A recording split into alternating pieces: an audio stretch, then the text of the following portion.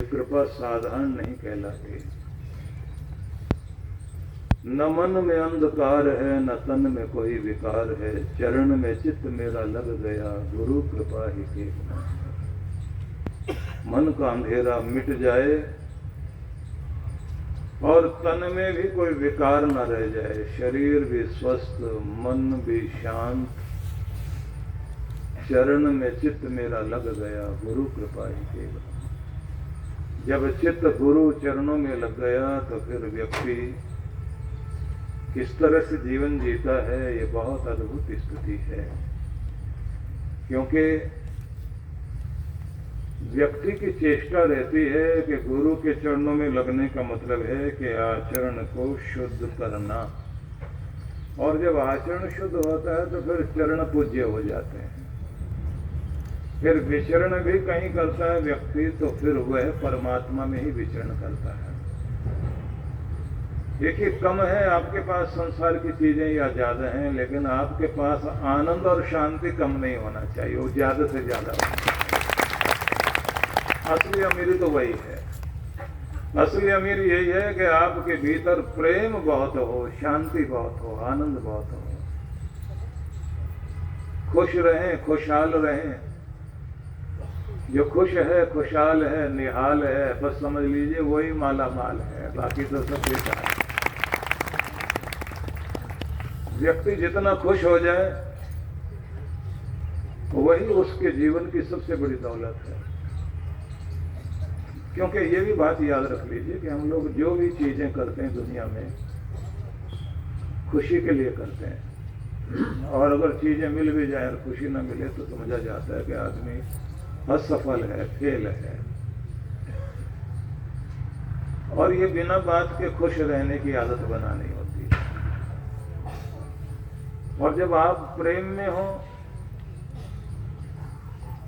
तो फिर आपको कोई भी कार्य करना हो ना, माँ अपने बच्चे के लिए काम करती है तो मजदूरों से भी बढ़कर मजदूरी करती है।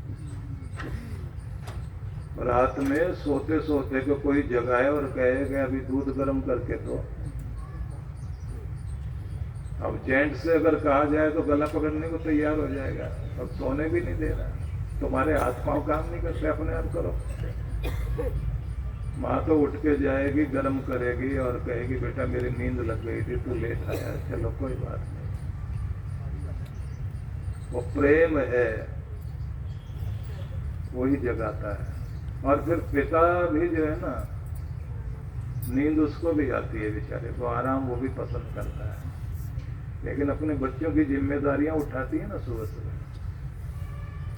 बच्चों की जिम्मेदारियां जगाती हैं, बच्चों की जिम्मेदारियां दौड़ाती हैं।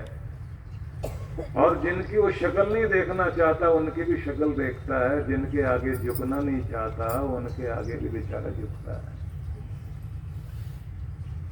कहां कहां दौड़ेगा?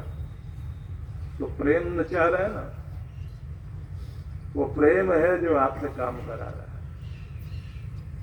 वो प्रेम जब देश के प्रति होता है तो कोई सैनिक भले ही वो दलदल कच्छ में जाकर खड़ा हो या फिर वो रेगिस्तान में 40 डिग्री तापमान के बीच में राइफल लेकर खड़ा है, या -30 डिग्री ग्लेशियर पर, सियाचिन ग्लेशियर में ऑक्सीजन भी नहीं है, पांव गल भी रहे हैं, राइफल लेके खड़ा हुआ, सिर्फ पेट भरने के लिए नहीं, अपने देश के लिए वो प्रेम वहां तक लेकर जा रहा है। इसी से दुनिया चलती है, वही प्रेम चाहिए आपके अंदर।